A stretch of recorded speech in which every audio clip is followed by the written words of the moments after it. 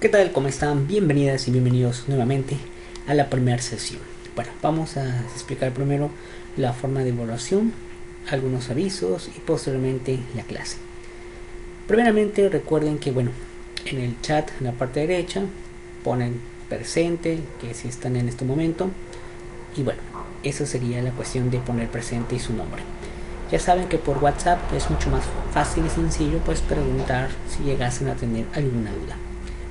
En este caso vamos a ver dos materias aproximadamente en 60 minutos porque así lo estipulan de acuerdo a la dirección. Es poco el tiempo para ver dos materias importantes, sobre todo la primera, que es impuestos, en la cual vamos a empezar a trabajar. Nos tocó empezar de cero, la otra materia nomás era un parcial y en este caso posiblemente nada más sea igual un parcial, y ya al terminar el parcial posiblemente ya nos toque entrar a las aulas. Todo depende de las instituciones educativas. Por lo pronto, hasta en este momento que estamos haciendo la información, según mis datos, es en junio cuando ya empezaría a restablecerse las clases, pero todo puede cambiar. Vamos a empezar con la evaluación de impuestos número 1, así es que habrá seguimiento de impuestos 2. En mi punto de vista personal, hay mucha información que se tiene que ver en impuestos. La verdad, en una hora, menos de una hora, es imposible ver. Y durante todo el cuatrimestre posiblemente falten muchas horas para hacer eso, ¿no? No sé con exactitud el impuestos 2 qué temas vienen, pero aquí en impuestos 1 se supone que hay muchos temas que ustedes ya deben de saber. En impuestos 2 quiero pensar que se va a hablar de la ley enfocada en el impuesto sobre la renta, que en esta no viene en particular. Viene más del impuesto al valor agregado, el impuesto al activo. No precisamente existe así como dice Código Fiscal de la Federación, y posiblemente en el impuesto 2 a lo mejor ya venga más el ICR, ¿no? Pero pues todas las leyes se relacionan, entonces hay muchas definiciones que ustedes deben de saber. Vamos a comenzar con la evaluación. Primeramente, impuestos número 1. Forma de evaluación: examen vale 30%, aquí ya no hay exposición ni nada por el estilo, examen vale 30%. Tareas y ejercicios valen el 20%. Portafolio de evidencias, aquí sí se entrega pues la recopilación de todas sus tareas y ejercicios, que valen el 40%, y la participación pues solamente vale el 10%. Esta evaluación que ustedes ven aquí va a aplicar durante todo el cuatrimestre. Ya saben que en el cuatrimestre nosotros lo dividimos en 3 parciales. El primer parcial lo más probable es que sea todo en línea, y el segundo y el tercer parcial pues ya sería en físico. Entonces la evaluación sigue siendo la misma para todos los parciales. Así no batallamos en estar cambiando cada rato la evaluación. Vamos a explicar qué es el examen. Simplemente el examen es la prueba para demostrar el aprovechamiento en la materia de impuestos 1. Ustedes con el examen pues van a demostrar que tienen conocimiento, que aprovecharon las clases, y ahí tendrán una calificación. El examen, les recuerdo, puede ser ya sea opciones múltiples, preguntas abiertas, combinado, etcétera.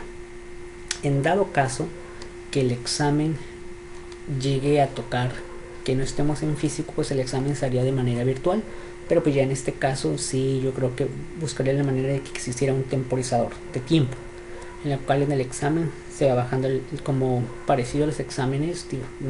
Yo sé que ustedes no hicieron exámenes para entrar a la universidad. Normalmente las privadas no hacen examen, pero por ejemplo en mi caso, cuando yo estaba estudiando, era por tiempo. Entonces había un medidor, un cronómetro que empezaba a disminuir el número de horas, ¿no? Es más o menos como lo aplicaríamos en dado caso que no nos toca hacer el examen de manera física. Mi objetivo es que el examen sea cuando entremos el primer día de clases físicamente, tengan examen. Pero en su momento sabremos ese punto. Pues ya saben cómo son los exámenes, ¿no? Pero ahora pues sería de impuestos. Después, tareas y ejercicios. Son actividades que se realizan durante el horario de clase. Se entrega por medio de la plataforma actual, cuando estemos obviamente en línea. Puede ser documento Word. Pues yo creo que la mayoría de ustedes saben utilizar Word. Todas las tareas y ejercicios, la mayoría lo han entregado en Word. Por alguna razón ustedes no tienen una computadora en el momento, o por alguna razón se estropeó su computadora, lo pueden hacer en el cuaderno, sacan foto y lo suben. Que también obviamente en el celular se puede usar Classroom, pero ya en su momento haremos un tutorial de eso, ¿no? Luego, si envía dentro del horario, vale por el porcentaje de ejercicios. Bueno, el objetivo es que ustedes realicen, ¿verdad?, los trabajos durante el horario de clases de manera en línea.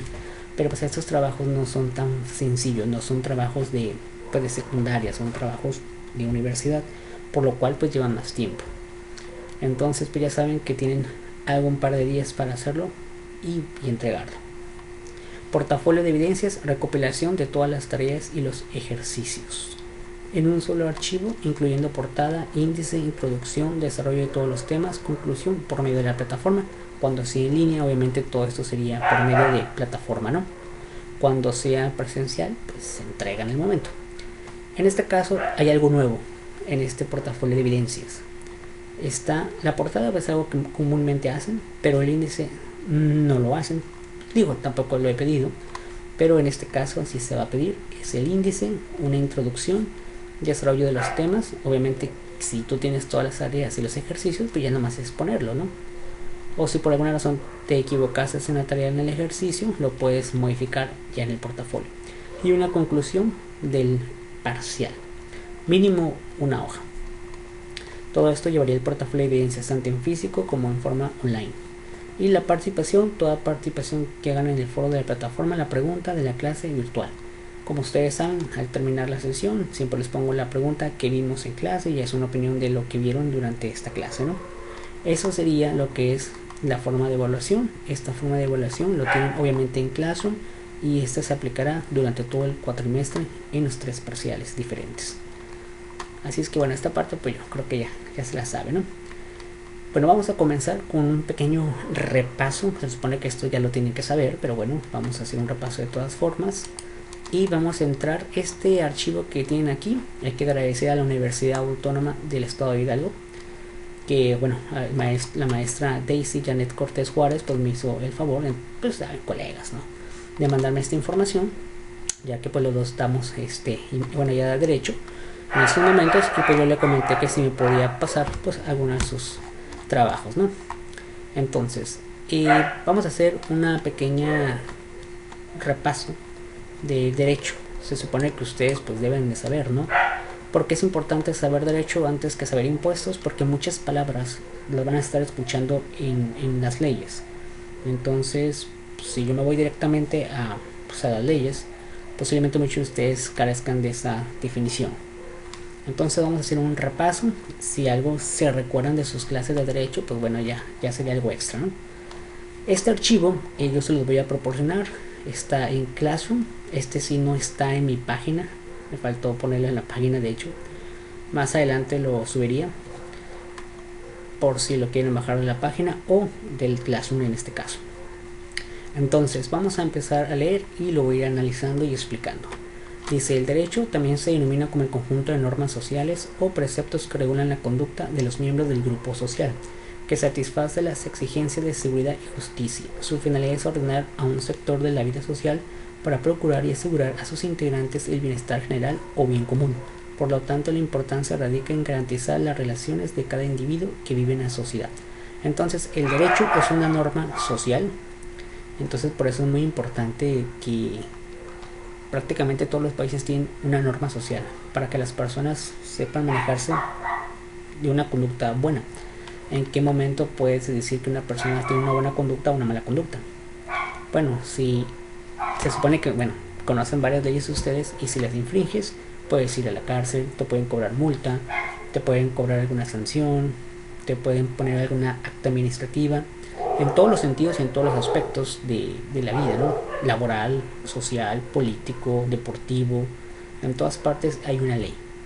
Entonces, pues por eso es importante el derecho, porque también de alguna manera habrá alguien que diga yo no fui, o yo soy inocente, o pues sí la regué, pero no merezco tanta sanción o tantos años de prisión. Para eso es el derecho. Luego dice: son 5 los sentidos en donde se utiliza la palabra derecho y se le denomina también acepciones. Tenemos el derecho subjetivo, atiende al sujeto bajo la protección de la ley. Este derecho se divide en real y personal. El derecho subjetivo nos confiere las normas de poder hacer o no hacer algo que está establecido en las leyes. Se enuncia diciendo: yo tengo derecho a manifestarme, pero no tengo derecho a limitar el libre tránsito de los demás. Es prácticamente lo que acabo de mencionar. Entonces nosotros, pues muchos de nosotros hacemos cosas en la vida diaria, pero sabemos que existe alguna ley. Y se supone que siempre se dice, yo tengo el derecho de hacer esto, pero también tienes el derecho a no quitar o no estropear el derecho del otro. Ejemplo, aquí pone como ejemplo que todos tenemos derecho a manifestarse. Cualquier persona puede usted salir a la calle y decir, el coronavirus no existe, ¿no? Por así decirlo. Tienes derecho de decirlo si crees o no crees, pero imagínate que eso lo haces en una casa privada, entonces ya estarías infringiendo porque es una propiedad privada. O a lo mejor lo haces en medio del semáforo y están pasando los autos. Si bien es cierto, las calles son libres, pero hay reglas. A eso se refiere. Luego, derecho objetivo se define como el sistema de normas que rige obligatoriamente la vida humana en la sociedad. En México ha quedado plasmado en la Constitución y demás leyes derivadas de ella. Cada país impone un sistema jurídico diferente de acuerdo a la cultura, valores, forma de vida, costumbres, etc. Entonces el derecho objetivo se refiere a las normas que obligan a la sociedad. En nuestro caso existe la Constitución. De ahí de la Constitución hay una infinidad de leyes de todo tipo, pero primeramente la mejor, o digamos la que es principal, es la Constitución Política de los Estados Unidos Mexicanos. Y las leyes pues se forman por muchas cosas, se forman de acuerdo a la cultura del país, los valores, la forma de vida, las costumbres. Entonces si ustedes comparan una ley de un país a otro, puede ser muy diferente a la de México, o puede ser algunas cosas muy similares. Ejemplo sencillo, en México 18 años eres adulto, en Estados Unidos a los 21 años eres adulto. Al final de cuentas, cada ley lo aplica de acuerdo a su costumbre. Los estadounidenses piensan que a los 21 años tú estás más maduro que a los 18. Entonces ellos piensan así, nosotros pensamos que no, que a los 18 años somos más maduros. Obviamente en la vida real sabemos que puedes tener más de 18 y ni al caso, o incluso hay personas que tienen menos de 18 y son muy buenas personas, pero bueno, la ley dice el 18. Eso sería un ejemplo en base a nuestra cultura. 3. Derecho natural. Este derecho está compuesto de aquellos principios y normas morales que rigen bajo el principio de justicia por ser parte de la naturaleza humana, biológica, divina, social o racional. Bueno, si bien existen derechos, bueno, hicimos una medio pausa porque creo que se escuchaba bastante ruido. Posteriormente hay un autor que se llama, y es un libro de hecho también, de Pina Vara. Este libro, bueno, ya si ustedes quieren saber más de derecho, lo recomiendo. Y bueno, su definición, hay dos definiciones. La primera es conjunto de normas jurídicas no elaboradas por el hombre que constituyen un conjunto de principios de naturaleza ético-social que rigen cualquier lugar y momento de la historia. Posteriormente, conjunto de normas que los hombres deducen de la intimidad de su propia conciencia y que estiman como expresión de la justicia en un momento histórico determinado.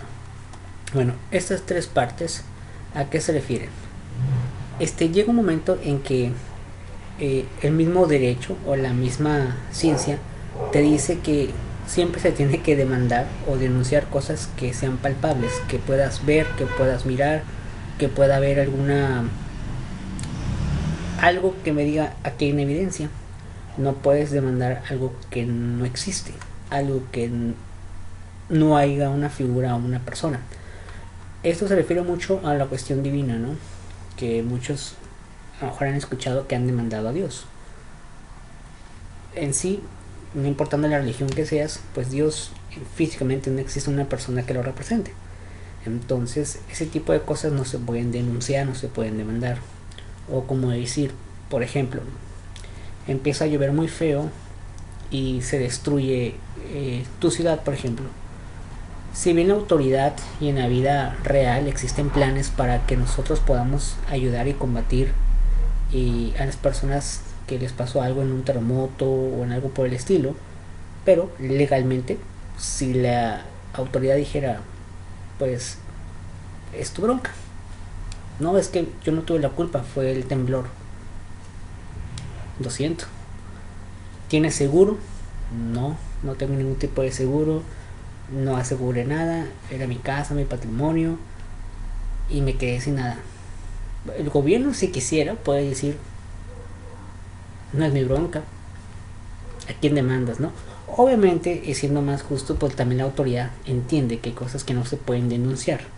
Entonces, por ejemplo, No se puede denunciar a Dios, no se puede denunciar a cuestiones religiosas, es decir, espíritus o algo no puedes demandar ni denunciar, o cuestiones de naturales, al menos que tú hayas contratado un seguro que te haya incluido un desastre natural. En estos casos sí, pero así de la nada llegar a un banco y decir, yo quiero que tú me arregles el problema, o ir con el mismo gobierno, no, pues arréglame el problema, fue un temblor, no fue mi culpa. No se puede. Eso es a nivel incluso de países, ¿no? Después dice, desde tiempos presocráticos se utilizaba el derecho natural de procedencia divina. En tiempos de la Ilustración, este derecho se transformó y designó su virtud en la razón. Por lo tanto, el derecho natural no es el mero sentimiento de justicia, sino el conjunto de criterios racionales que rigen la organización de la vida humana. Por ejemplo, la esclavitud ha estado presente en la sociedad, sin embargo el hombre ha luchado por su libertad porque reconoce que naturalmente tiene derecho a ella. Luego está el derecho positivo, emanado de la autoridad competente y promulgada de acuerdo con el procedimiento de creación imperante en una nación determinada. Luego aquí nos dice revisar artículos 71 y 72 de la Constitución Política de los Estados Unidos Mexicanos. Es opuesto al natural, pero sirve de base al derecho vigente. Entonces nosotros nos vamos a ir a la Constitución Política de los Estados Unidos Mexicanos. En esta materia también es importante que tengan la Constitución Política de los Estados Unidos Mexicanos. Vamos a ir al artículo 71. Artículo 71, que habla sobre la sección 2 de la iniciativa y la formación de las leyes. Haciendo un poquito a un lado las definiciones de derechos.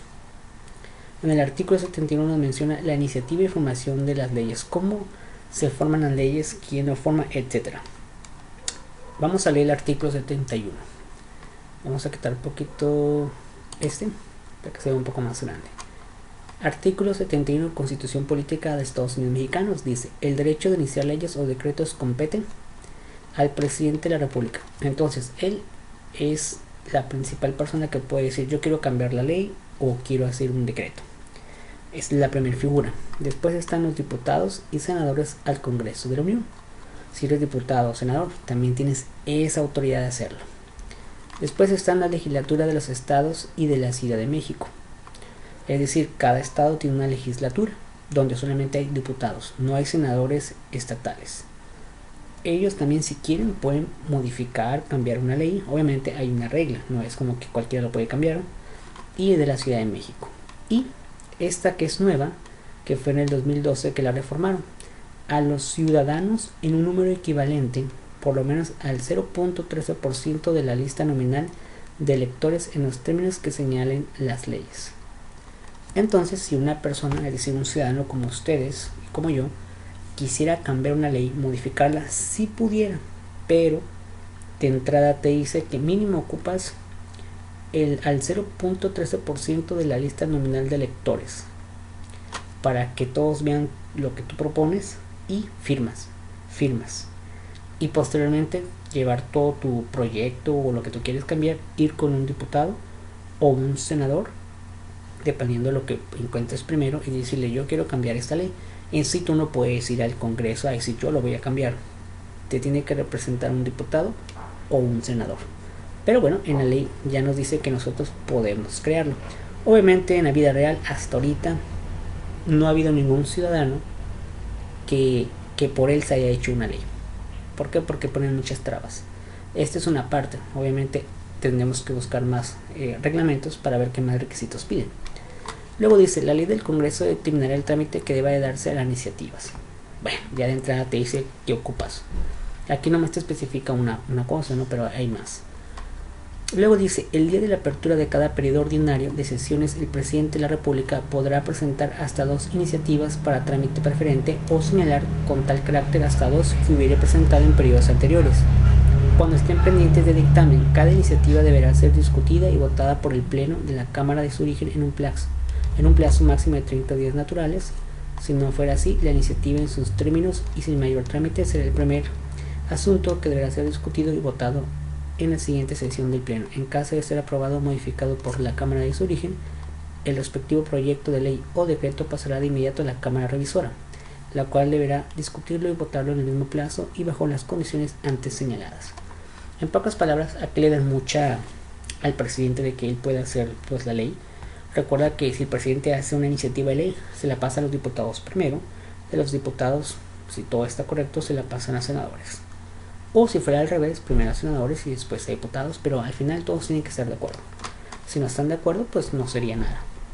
O no pasaría. No podrán tener carácter preferente las iniciativas de adición o reforma de esta Constitución. Hay cosas que no pueden tener como de, hey, hay que pasarlo rápido. Si tú quieres reformar la Constitución, tiene que ser con calma, no de rápido. Muy bien, después nos menciona también que leamos el artículo 72. Entonces vamos a leer el artículo 72.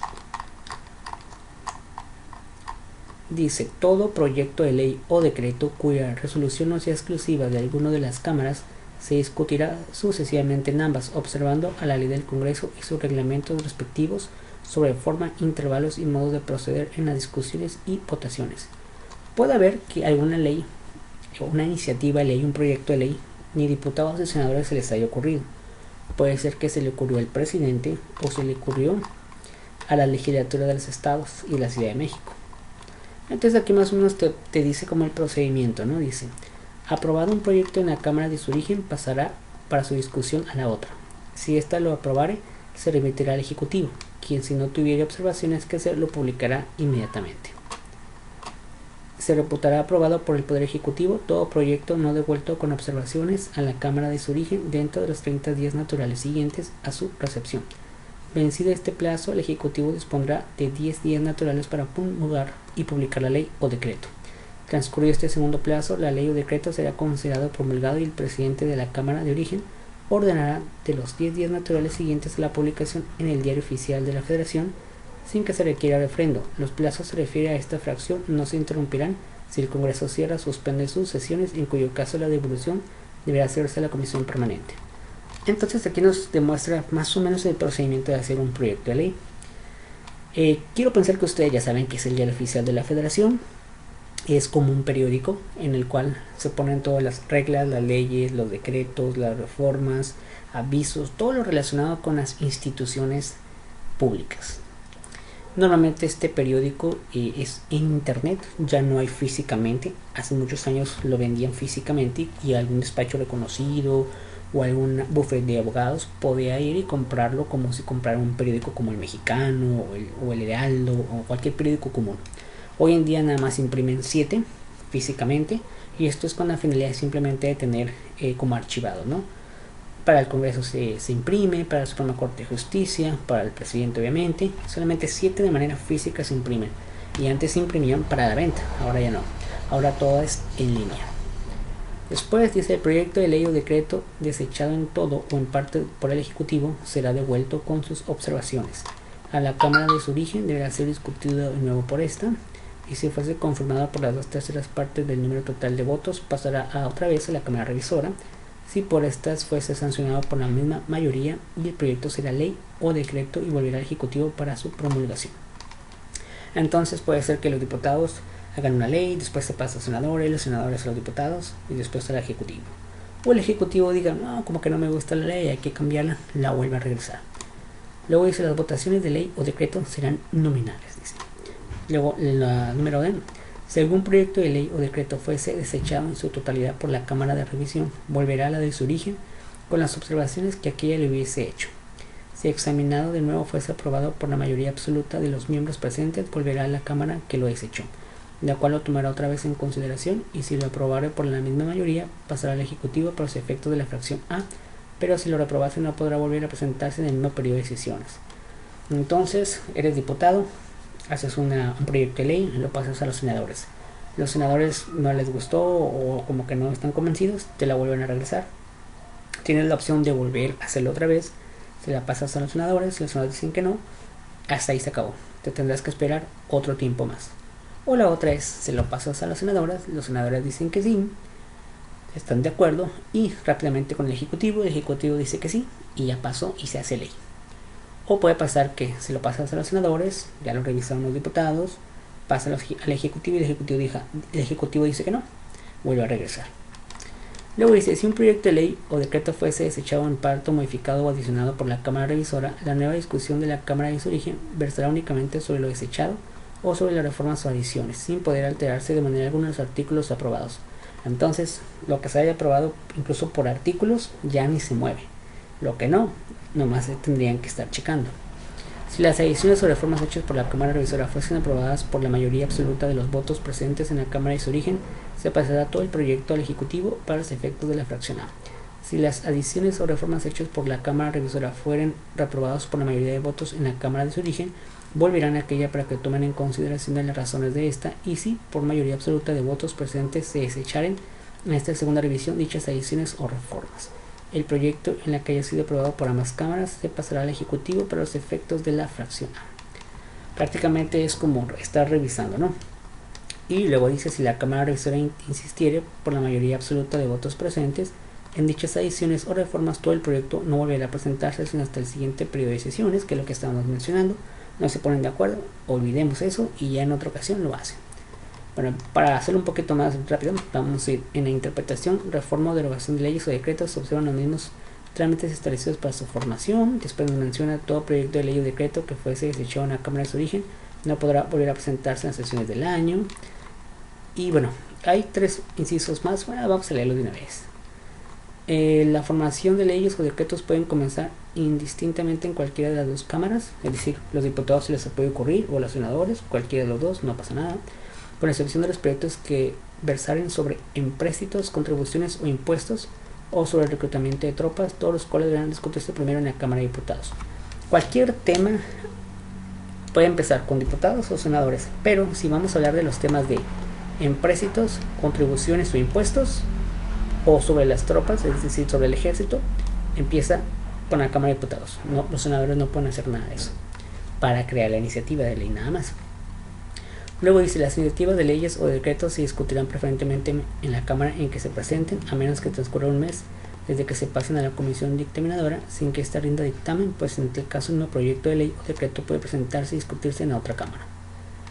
Y ya por último, el Ejecutivo de la Unión no puede hacerse observaciones a las resoluciones del Congreso o alguna de las cámaras cuando ejerzan funciones de cuerpo electoral o de jurado, lo mismo que cuando la Cámara de Diputados declare que debe acusarse a uno de los altos funcionarios de la Federación por delitos oficiales. Tampoco podrá hacerlas el decreto de convocatoria de sesiones extraordinarias que expida la Comisión Permanente. Bueno, entonces este es artículo 72 y 71, que es lo que nos menciona aquí. Esto es el procedimiento para hacer una ley. Todas las leyes que ustedes conocen, algún momento lo hicieron así. Después vamos al número 6, dice: derecho vigente son las normas emanadas del Estado o por la sociedad. Se aplica el ámbito especial, temporal, personal y material. En el ámbito especial se refiere a los límites territoriales, especial y terrestre que se aplicará la norma. El temporal indicará el tiempo en que está en vigor, ya sea permanente, anual o temporal. El ámbito personal indica que los sujetos a quienes se les aplica la ley, por ejemplo, el derecho de votar, únicamente aplicable a todos los ciudadanos. Consulta el artículo 34 de la Constitución. Y por último, el ámbito material atiende al contenido de las normas. Pueden ser fiscales, que es lo que nosotros vamos a ver más, las fiscales, electorales, bancarias, penales y civiles. Y una vez definidos los lineamientos donde actúa el derecho, hay que definir las principales fuentes y los ámbitos de competencia donde se tiene injerencia el derecho sobre el individuo. A continuación se presenta la clasificación del derecho bajo el esquema de derecho público, privado y social. Bueno, aquí vamos a leer el artículo 34. Entonces nosotros tenemos que leer el artículo 34.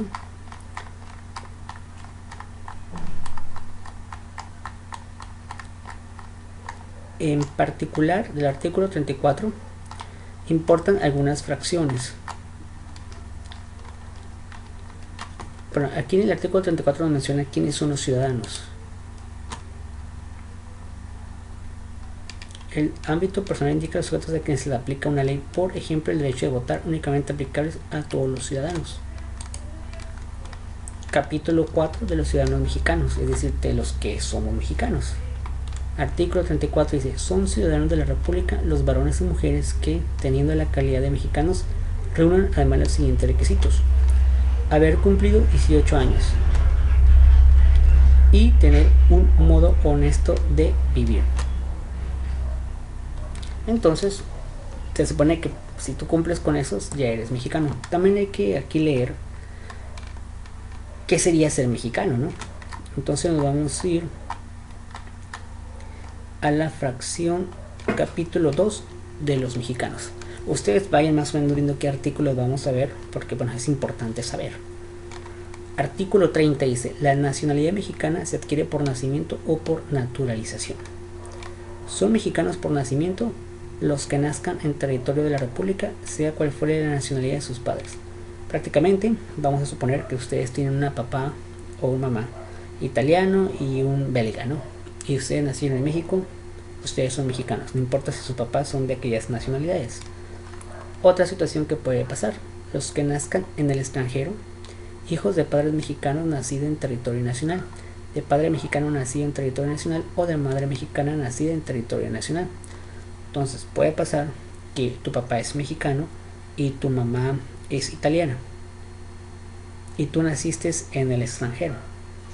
Puedes ser mexicano aunque tú hayas nacido en el extranjero, pero aquí tendría que haber algún convenio con ese país.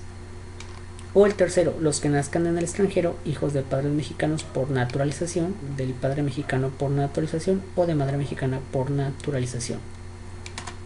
O también puede pasar que tú naces en el extranjero, tus papás son por naturalización, es decir, antes ellos eran de otro país. Por ejemplo, vamos a poner un ejemplo: tu papá era irlandés, tu papá es irlandés, llega a México, le gustó México, dijo esto está genial y adquiere la naturalización. Ya es mexicano, pero por naturalización. De repente, por algún motivo, tu papá y tu mamá se van a otro país. Vamos a suponer que fueron a España y naciste en España. Tienen la posibilidad de ser mexicano también. Y la otra: los que nazcan a bordo de embarcaciones o aeronaves mexicanas, sean de guerra o mercantes. O la otra puede pasar que, bueno, estás de viaje, a lo mejor en un crucero, o a lo mejor una militar mujer, ¿no? Anda en algún avión o en un barco y pues tuvo el niño ahí en el avión o en el barco. Si son de aeronaves mexicanas, es decir, toda la estructura del barco es mexicano, pasa a ser mexicano. Eso sería para ser mexicanos por nacimiento. Y en el inciso B dice: son mexicanos por naturalización los extranjeros que obtengan de la Secretaría de Relaciones carta de naturalización. Es decir, yo soy argentino, por así decirlo, quiero ser mexicano, haces varios trámites y te van a dar una carta de naturalización. Y yo sería mexicano por naturalización. O la otra es la mujer o el varón extranjero que contraiga el matrimonio con varón o con mujer mexicano que tengan o establezcan su domicilio dentro del territorio nacional y cumplan con los demás requisitos que al efecto señale la ley. Bueno, aquí parece muy sencillo, ¿no?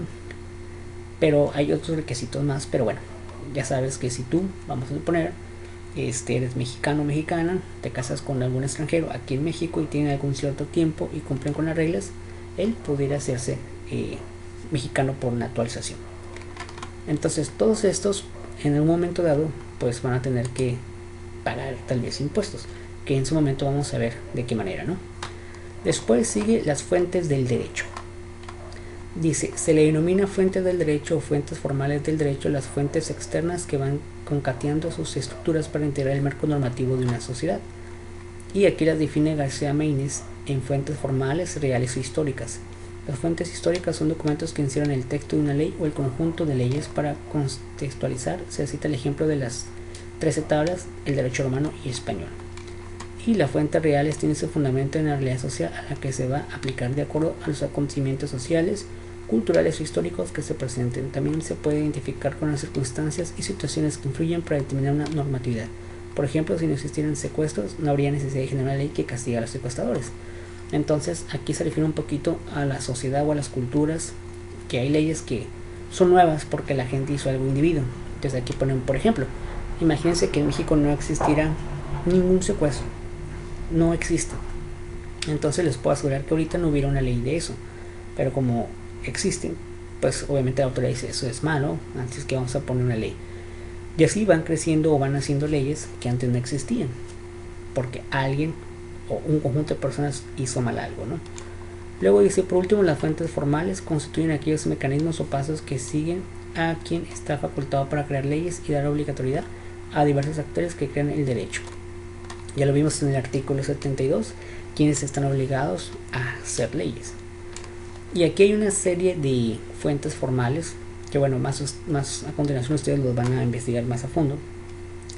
Está el legislación, es decir, el procedimiento reglamento para la creación de una ley, que está el artículo 72 de la Constitución Política de Estados Unidos Mexicanos como referencia. Está la jurisprudencia, que es una norma que elabora la Suprema Corte y los tribunales colegiados del circuito. Están los tratados internacionales, se denomina así a los convenios elaborados por escrito en diversos países, se reconocen los principios y se firma de conformidad asumiendo los compromisos que en él se contagian, ¿no? Se contraigan. Y poner como ejemplo el Tratado de Libre Comercio, que ahora ya se llama TEMEC, ¿no? Está la costumbre jurídica, consiste en el conjunto de hechos que se repiten en una sociedad. Algunos de ellas llegan a ser reconocidos por el Estado, convirtiéndose en norma jurídica, por ejemplo las normas establecidas en una comunidad indígena. Estas son las fuentes formales, hay más, aquí nomás te están mencionando algunas. Están los principios generales del derecho, se crean cuando las personas quieren hacer valer sus derechos ante las autoridades. En nuestro país se aplica cuando un juez no encuentra una norma que sea exactamente aplicable al caso. Por ejemplo, las leyes penales deben aplicarse en beneficio del reo. Los pactos deben cumplirse, no hay pena sin ley. El que es primero en tiempo, en primero es en derecho, etc. Bueno, aquí hay algunos principios que se tienen que aplicar cuando existe algún problema legal. En este caso, nosotros nos vamos a enfocar en impuestos. Entonces, hay bastante aquí. Y pues, no vamos a alcanzar a ver prácticamente todo. Bueno, sí lo vamos a ver de una vez ya para terminar la parte del impuesto, ¿no? Por tanto, el derecho se divide en derecho público, privado y social. Aquí está una clasificación de derecho, está el derecho público, entre ellos está el constitucional, el administrativo, el penal, el procesal y el internacional. Está el derecho privado, que sería el civil, familiar, mercantil, el internacional privado también, y el derecho social, agrario, laboral y de reciente de creación, ecológico y económico. El fiscal, también existe un derecho fiscal, lo podríamos poner aquí, tanto en derecho privado como en derecho público. Y bueno, dice, el derecho constitucional establece la forma de gobierno que asume el Estado, la creación, la organización y las facultades de los diferentes órganos que lo integran y los modos en que se garantiza a los gobernados sus derechos fundamentales, como son las garantías individuales organizadas en la primera parte de la Constitución. Comprenden además el estudio de normas que se refieren a la ciudadanía y a la nacionalidad. El derecho constitucional sin duda es importante y todo nace de la Constitución. Recuerden que esta Constitución en particular es la que manda y de ahí derivan todas las leyes que ustedes conocen. Y después puede que estén los tratados casi cerca que ellos, ¿no? Derecho penal, conjunto de normas del derecho positivo destinadas a la definición de delitos y fijación de las sanciones de legislación penal. Luego el derecho procesal, conjunto de normas del derecho positivo relativas a la jurisdicción y a los elementos personales, reales y formas que concurren a un ejercicio.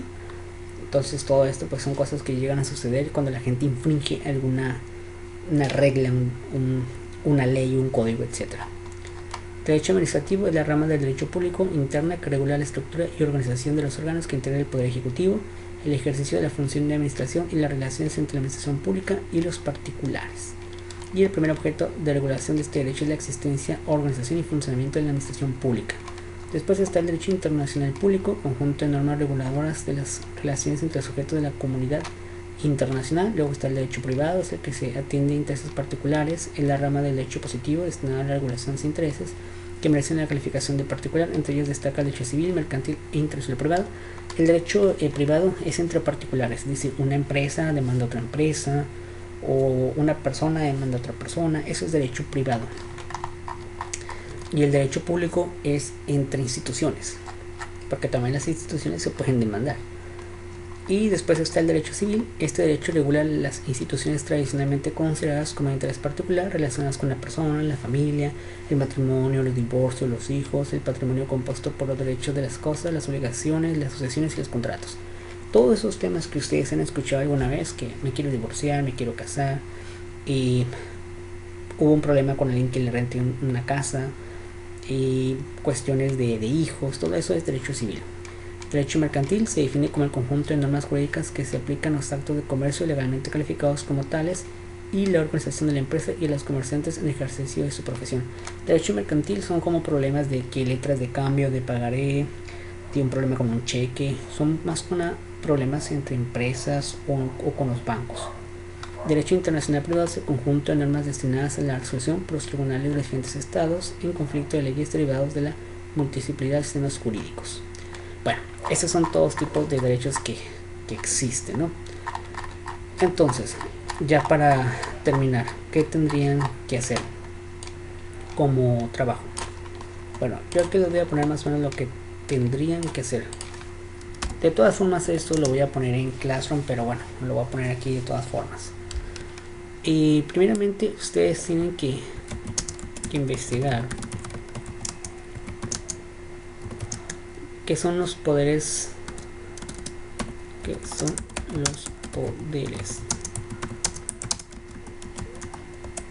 de la Unión. Bueno, los voy a separar mejor. Investigar qué es el ejecutivo, el legislativo y el judicial. Tienen que investigar qué es o quiénes son. 2.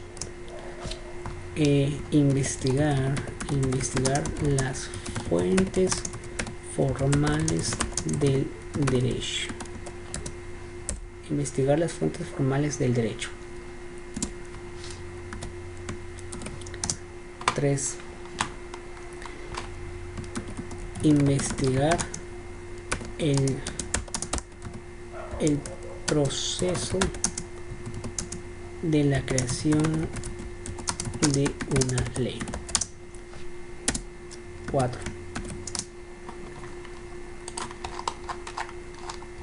Algunos ya lo llegamos a ver de forma así de resumen.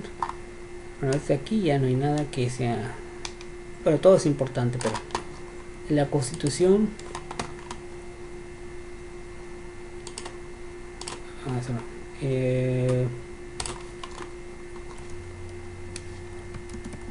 investigar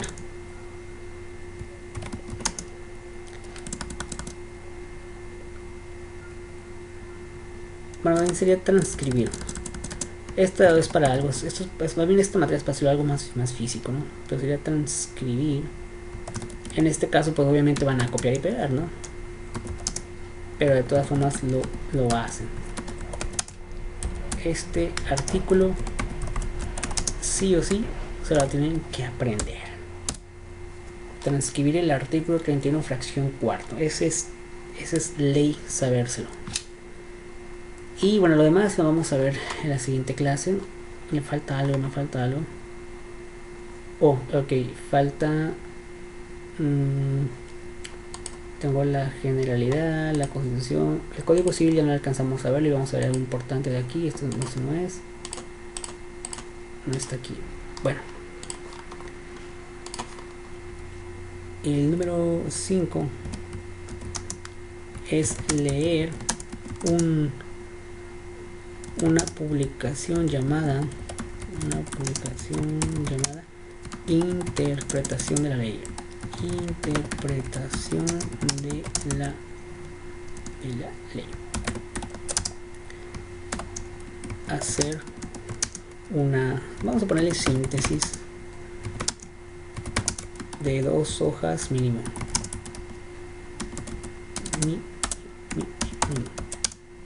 Bueno, en resumen y de forma explicativa. Bueno, vamos a hacer un pequeño repaso. El día de hoy vimos la evaluación de impuestos, vimos las generalidades del derecho, pues todo esto. Vimos algunos artículos de la Constitución Política de los Estados Unidos Mexicanos y quedó pendiente ver otros códigos también. Esta es una introducción para lo que es impuesto 1. ¿Qué tienen que hacer de tarea? 1. Que investigar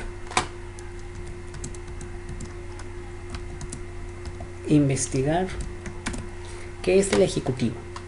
Ustedes van a poner ¿quién es el ejecutivo? ¿Qué es? ¿Para qué sirve? El legislativo ¿qué es y para qué sirve? Y el judicial. Posteriormente van a investigar las fuentes formales del derecho. ¿Cuáles son? Y su definición. Después investigar el proceso de la creación de una ley. Van a poner los pasos de cómo se crea una ley. Ya vimos algo en cuestión de artículos. Después transcribir el artículo 31 fracción 4. Obviamente copy paste lo pueden hacer o lo pasan. Es muy corto el artículo de hecho. Y 5 es leer una publicación llamada Interpretación de la Ley y hacer una síntesis de 2 hojas mínimo. Este es un pequeño librito chiquito que bueno va a estar en Classroom y solamente es para leer. Lo leen, ahí te pone varios ejemplos de cómo van a interpretar la ley, porque ustedes están en impuestos y más adelante ustedes tienen que interpretar la ley y obviamente saberla aplicar, que bueno, eso en su momento lo van a observar. Entonces este sería nada más por hoy sería estas 5 tareas, sencillito nada más. Esto es impuestos, bienvenidos a impuestos. Y otra cosa importante, ustedes deben de tener estas leyes. Tendrían que ir a la página oficial, ya saben, mi página oficial, http://estudiandoconteoriaweb.com. Se van obviamente a CESCA en su caso, se van a universidad, le dan tiki tiki y se van hasta la parte de abajo donde dice materia de impuestos 1. Recomiendo que ustedes descarguen, puede ser que ustedes descarguen estos libros ya sea en su celular o en su computadora. Estos los tienen que tener sí o sí. Estos los van a acompañar mínimo en esta materia y en la siguiente. Ley del impuesto al valor agregado, Código Fiscal de la Federación, Ley del impuesto sobre la renta, Código Civil Federal y Constitución Política de los Estados Unidos Mexicanos. Yo recomiendo en lo particular comprarlos. Ok, muchos de ustedes me dicen que comprar cada uno de estos libros. Bueno, les voy a explicar de qué manera. Uno, pueden descargarlo, no hay problema, y ya en clase presencial pues traerlo, ¿no?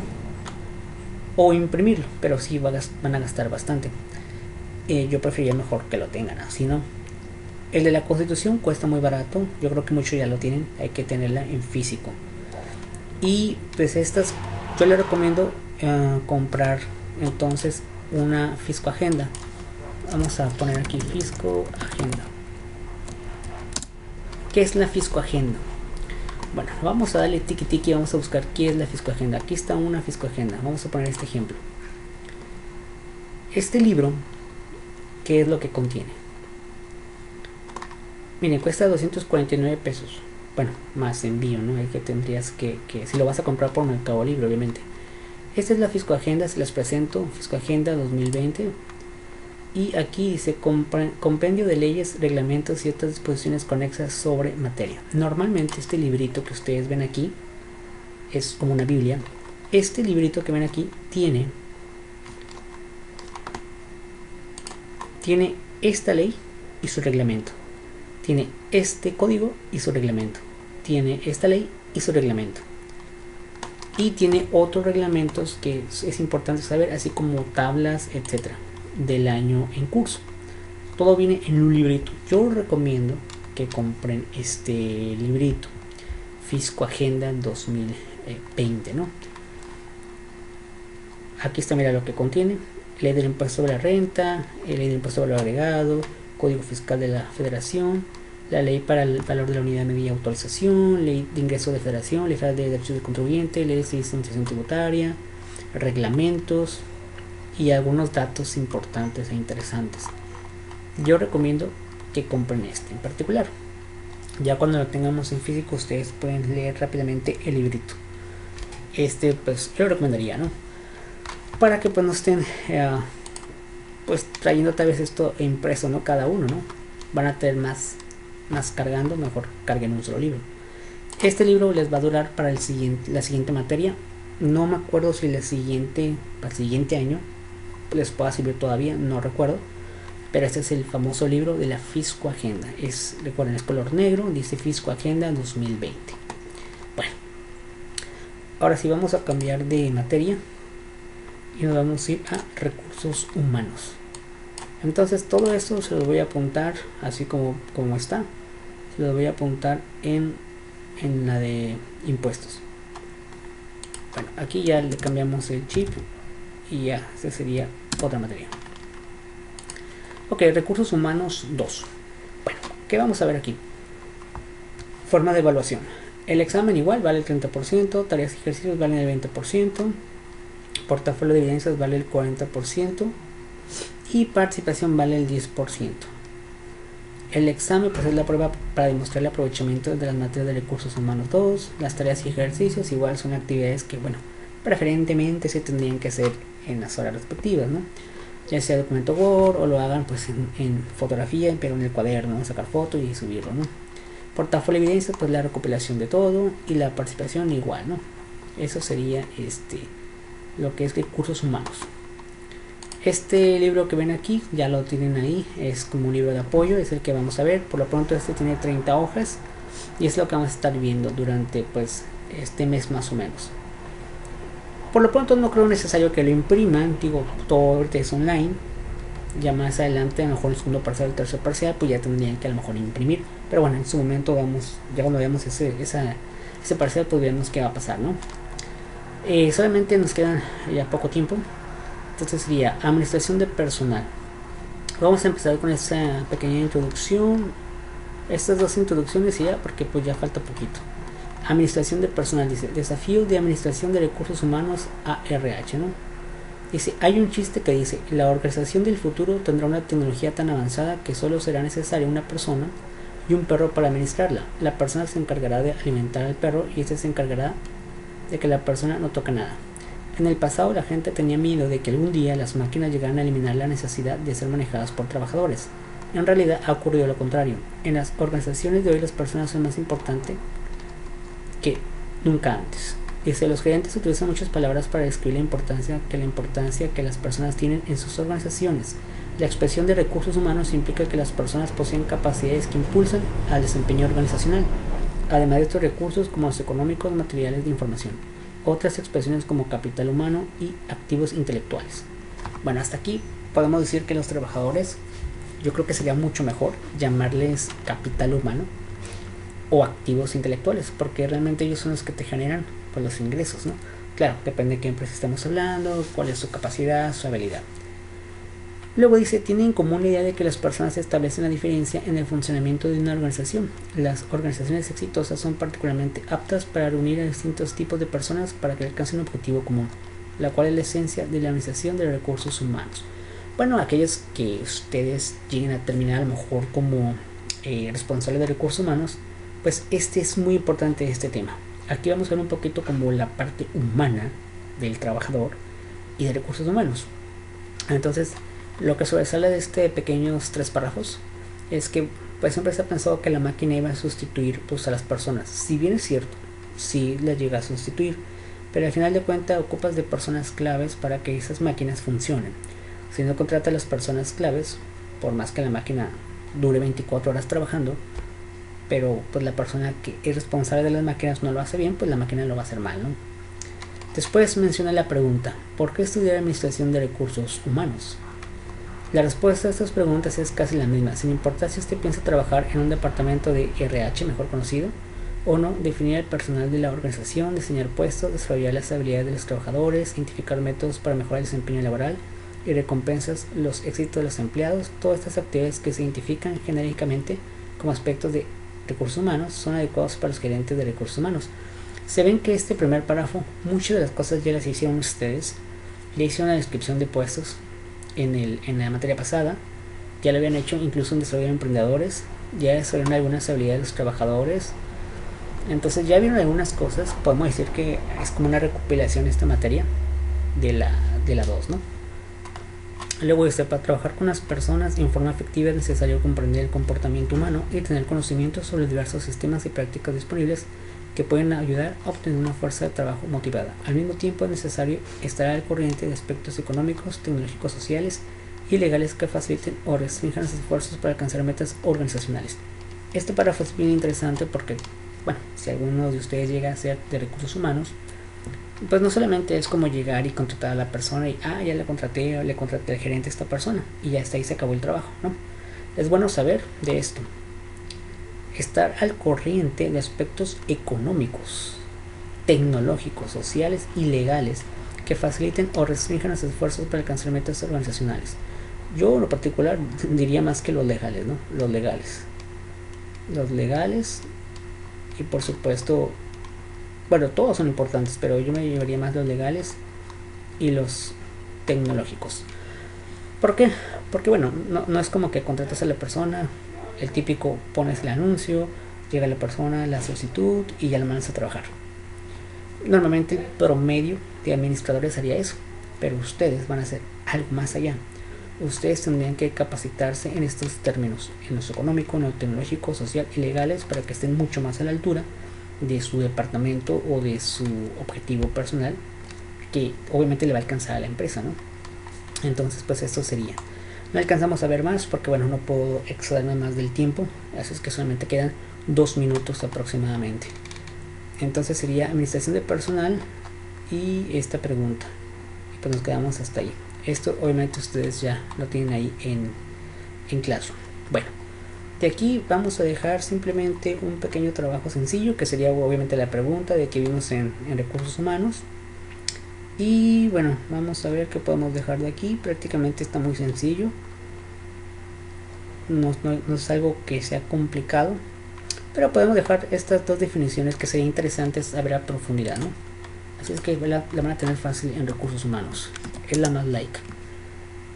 Definición de capitales humanos.